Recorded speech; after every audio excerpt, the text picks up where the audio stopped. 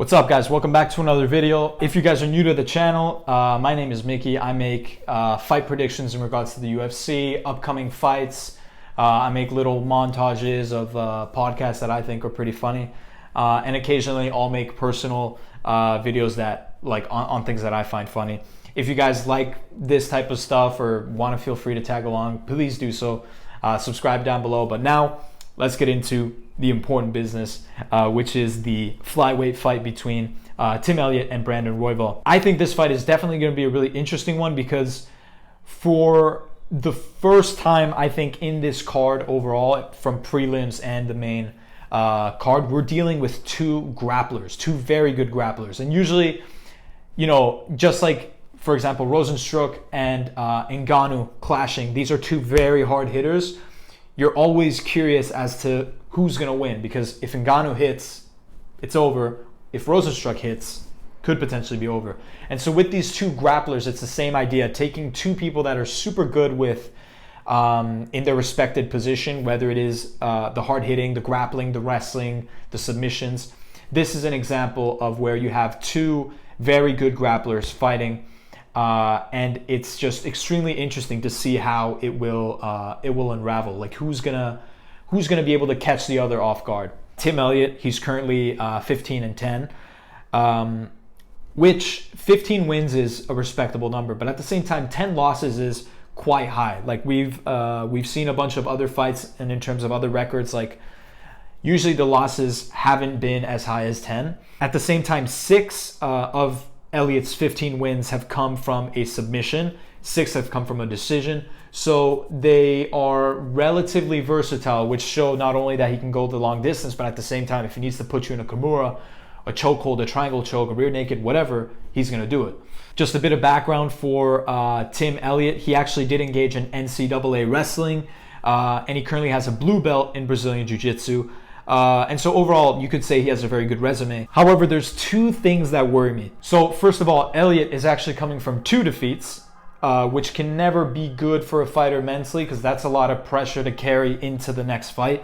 And one of those 2 losses have actually come from a submission by, I write it because I can't remember, by Divison Figueiredo. Butchered his name, I'm sorry. But that guy. Yeah, so recently we saw how he has been submitted, but we've also seen that of his losses, 4 have been from submission. So he's lost 10 times, 4 have been from submission. So this goes to show that, you know, Tim Elliott, he's a good grappler, you could say, but at the same time, he's not a black belt jiu-jitsu martial artist. So in a fight against someone who is who has a very good jiu-jitsu background, it's going to be difficult for him. And so definitely what Tim Elliott is going to have to focus on is his takedown defense. He's going to have to make sure that he's going to watch every angle. He doesn't get caught off guard by any hold, because, you know, that could potentially be the danger. And so now let's look at Brandon Royval. Okay, so we have Brandon Royval. He is also obviously a flyweight, record of 10-4, 10 wins, 4 losses. He does, you could say, have a little less experience. He has less wins, obviously less losses. But on the other side of the spectrum, he's actually coming from a 2-fight win streak. And so you could argue that he's like beginning to get in the flow of things. He's getting a bit, you know, comfortable. So again, like the mentality, the psychological aspect of a fighter when he enters into the cage, his past experiences, his past performances do potentially dictate how he's going to do in the fights to come. We saw with Ngannou, I keep using Ngannou as an example, just the first that comes to mind.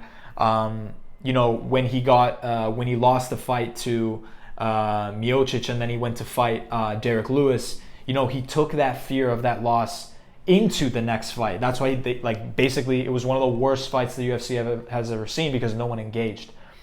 So again, the psychological aspect, he comes from 2 wins, so this could potentially have an impact. At the same time, all his 4 losses have come from a decision, meaning that he's actually never been knocked out or submitted like Tim Elliott has.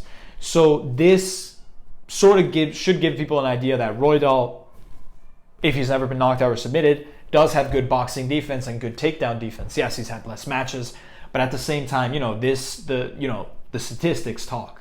You know, someone who's never been put in a submission is someone who has good takedown defense and knows at least the basics of Brazilian Jiu-Jitsu. And at the same time, we know that Royval has won 10 10 fights, and of these 10 fights, 6 have actually been via submission. So we kind of know what his secret is going into the fight. Like, this isn't someone who's going to want to try to knock you out. He's someone who's going to try to catch you, put you in a Kimura or any form of hold, and then try to take it from there. And so again, just quickly summing up, like, Tim Elliott's record shows me that despite being a very hard hitter, he can oftentimes get caught, you know, with a jab or with a hold.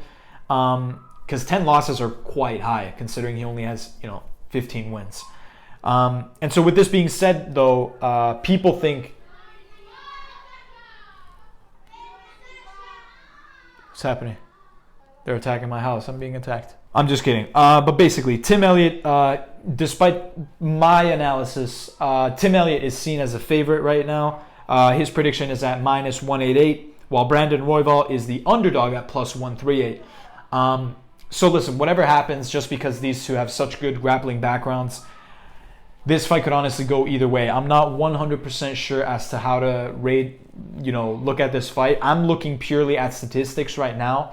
And from the statistics, from the research I've done, I think that Royval is going to be a very good match for Elliott, and could potentially take him down just because of the skills he has in the grappling and the, you know, and I guess the lack of takedown defense that Elliott shows.